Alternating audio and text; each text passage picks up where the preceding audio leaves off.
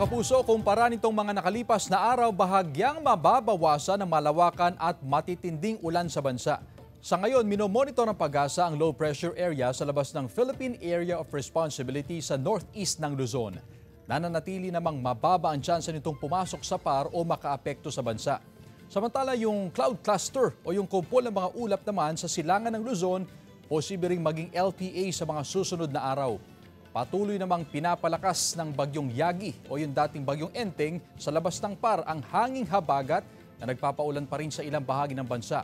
Sa datos ng Metro Weather, may mga pag-uulan pa rin sa malaking bahagi ng Luzon, kasama na dyan ang Cagayan Valley, Cordillera, Ilocos Provinces, Pangasinan, Zambales, Bataan at iba pang bahagi ng Central Luzon.